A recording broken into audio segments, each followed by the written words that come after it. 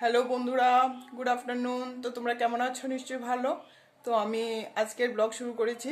আজকে এক জায়গায় যাব, তো আমি রেডি হয়ে নিয়েছি। তো দেখো, আমি ড্রেস পরে নিয়েছি। তো আজকে যাব এক জায়গায়। তো এখন বলবো না কোথায় যাব, তোমাদেরকে গিয়ে দেখাবো কোথায় গিয়েছি। তো চলো আমার সাথে।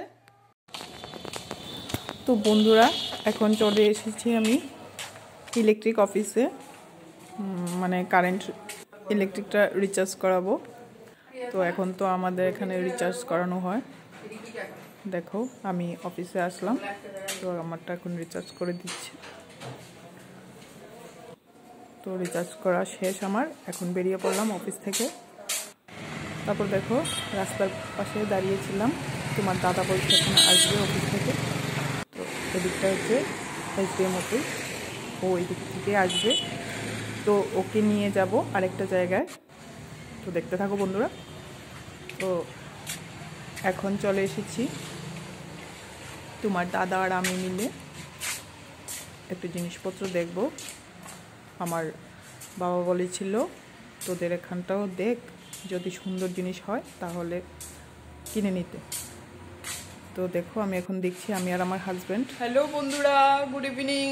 তো আজকে চলে এসেছি, দেখো তোমাদেরকে বলেছিলাম যে এক জায়গায় যাব। তো আজকে চলে এসেছি দেখো।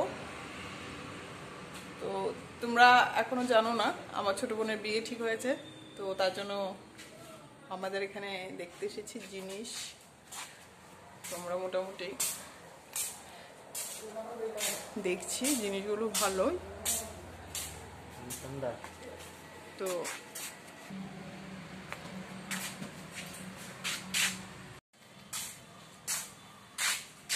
তো বন্ধুরা, সবগুলোই ঘুরে ঘুরে দেখলাম। সোফা, তারপর ড্রেসিং টেবিল, তারপর গডরেজ, আলনা, মানে যা কিছু ছিল, ট্রি টেবিল, সব কিছু দেখলাম, খুব ভালো লাগলো। তারপর সোফাও তো ভীষণ মানে ভালো লেগেছে।